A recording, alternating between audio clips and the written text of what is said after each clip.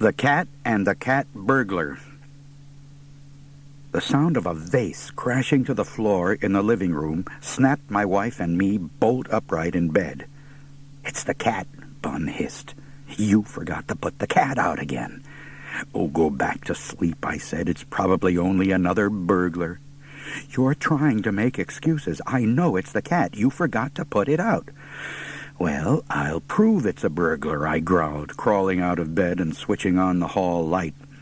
As I expected, a dark figure was wandering about the living room. "Hey, you!" The burglar pointed a questioning finger at his chest. "Yes, you," I snapped. "You see anybody else in the living room? Now come here. I want to prove to my wife you're only a burglar and not the dang cat. Besides, there's no point in eyeing the TV. It blew a tube on California during the Miss America pageant, which made two of us."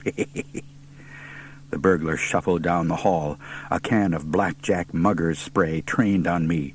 "Don't try no funny stuff." "It was only a little joke."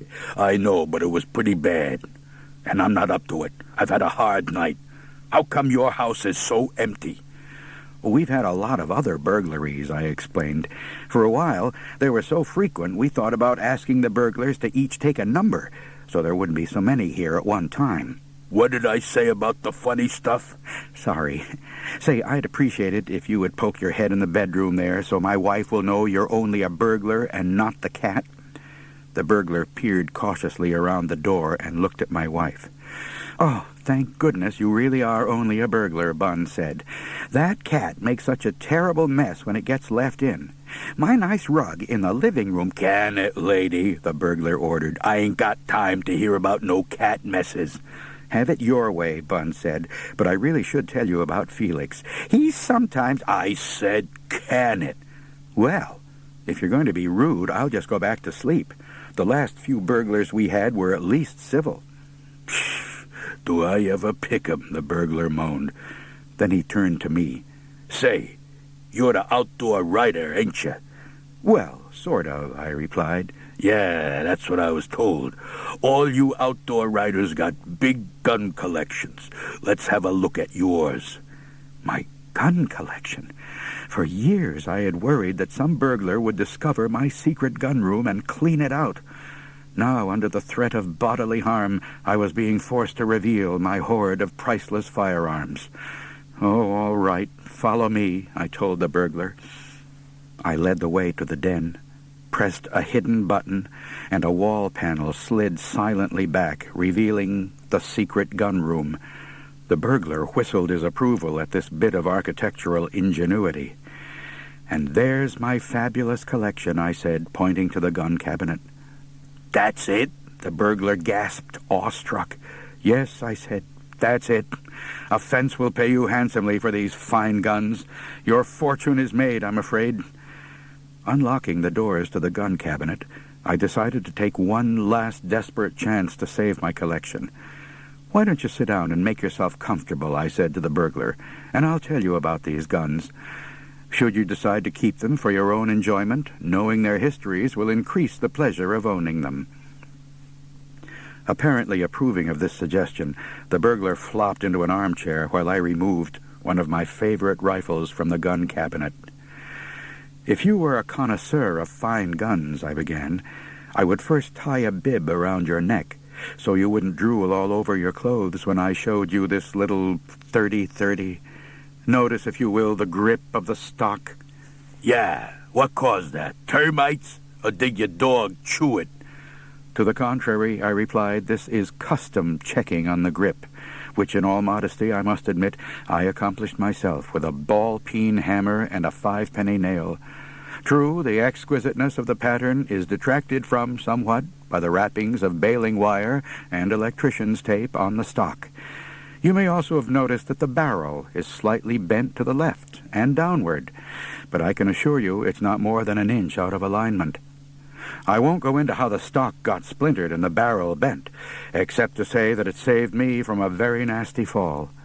The gun is still remarkably accurate, however, provided you make the necessary adjustments in your aim. I assume you have studied calculus. No? Well, perhaps one of those pocket calculators would work just as well, although a bit bothersome, on a running shot. Feigning disgust, the burglar motioned for me to return the .30-30 to the rack. He pointed to another rifle. "What's that, a 30-06? "Close," I said. "Actually, it's a 30-02, one of the predecessors of the 30-06. There was a little problem with the locking mechanism on the bolt, and the model was discontinued when it was discovered that the breech velocity sometimes exceeded the muzzle velocity. Otherwise, it's perfectly safe, as long as you don't forget to jerk your head away the instant you squeeze the trigger. My grandfather once killed a trophy elk with the bolt when the animal tried to slip past him 40 yards to the rear. But that kind of shooting takes considerable practice, and I don't recommend it for beginners." A hint of gloom had settled upon the burglar's features as he gestured irritably for me to return the 30-02 to the cabinet. I next took down a wonderful old side-by-side 12-gauge shotgun I also had inherited from my grandfather. Old One-Ear, they called him, on my 14th birthday. As I told the burglar, the shotgun had one interesting little eccentricity, which was that on about every third shot, both barrels discharged simultaneously, regardless of which trigger was squeezed. Since I weighed only 125 pounds at the time, most student pilots log less flight time than I did on an average hunt, and their landings are a good deal softer. As for the effects of these double-barreled kicks on my anatomy, the high school football coach once observed me coming out of the showers and leaped to the conclusion that I had contracted a progressive disease, in which one shoulder takes on the general shape and color of a Hubbard squash. There was also the problem that my nose, from week to week, seemed to drift about my face, sometimes anchoring under my left eye, and at other times setting a course for the center of my forehead. This feature was nicely complemented by my right ear, which appeared to have been run through a pasta-shaping machine. "I used this fine old gun for nearly 20 years, I told the burglar, but people were always asking me about the accident, and I got tired of telling them I had saved my commanding officer in Korea by throwing myself on a hand grenade." The burglar stifled a yawn with his fist. "Come on, guy, I ain't got all night, you know. Let's speed it up on these histories, huh?" "Right," I said. "I think you'll like this next one." I unracked the single-shot .22 rifle that had been given to me by my parents when I was 11 years old. Never was a gun given more tender care than that one.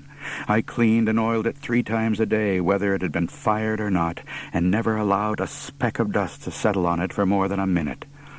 "So how come it's all rusted and pitted?" the burglar asked, his voice fairly reeking with exasperation, perhaps because I was delaying my account of the .22 in an unsuccessful attempt to wrench the bolt back. As I told the burglar, a couple of months after the .22 had come into my possession, I was out in the back pasture target practicing on a tin can when who should show up but a neighbor by the name of Olga Bone Marrow. I didn't much care for girls at the time, and considered Olga in particular a great nuisance. Ignoring her, I continued to plink away at the can, while she directed a torrent of prattle at the back of my head. Suddenly, a single question leaped from the torrent like a sparkling cutthroat from the spring runoff. "Do you want to come over to my house and play doctor?" Olga had asked. By sheer coincidence, Olga had hit upon one of my great enthusiasms of the moment, namely the field of medicine. Such was my passion for the art and science of curing the sick that target practice and even my beloved .22 were immediately blotted from my consciousness. Attempting to comport myself in a dignified manner appropriate to a serious student of medicine, I raced, panting, after Olga to her house, where we slipped upstairs to her bedroom without detection by Mr. and Mrs. Bone Marrow. While I grabbed a window curtain and dried my palms, which were sweating profusely from the previous exertion, Olga rummaged around under her bed, finally extracting a large flat box. The box, for a moment, consumed 100% of my attention, for on its lid was printed the word "Doctor." Olga took off the lid, removed a board zigzagged with lines of squares, placed 2 tiny white wooden figures on the square bearing the title Med School, and then began to shuffle little stacks of cards. Even as I sized up the situation, my interest in the field of medicine began to fall off sharply. I just remembered a previous engagement, I told Olga, and headed for the door. "Hold it, Buster," Olga snapped, adding with ominous vagueness, "or I'll tell Pa." Pa, I should point out, was built like a nail keg, and had a temper shorter than a gnat's hiccup.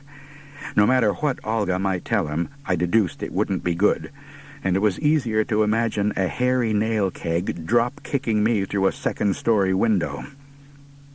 Still, I was not the sort of person to be intimidated by childish threats, as I immediately demonstrated to an astonished Olga. In fact, in only my first 3 throws of the dice, I got out of med school, interned at a major hospital, and was making big bucks performing cardiovascular surgery. Not only was the game boring, but it lasted slightly longer than the last ice age. By the time it ended, my mental faculties felt as if they'd been stir-fried in molasses. I staggered off home and dropped immediately into bed. The next morning I awoke with a jolt, realizing that somewhere in the fiasco with Olga, I had mislaid my rifle. I left the house so fast the screen door twanged for a week, but the .22 was not to be found. It was as if it had slipped from my sweating palms the day before and disappeared down a gopher hole.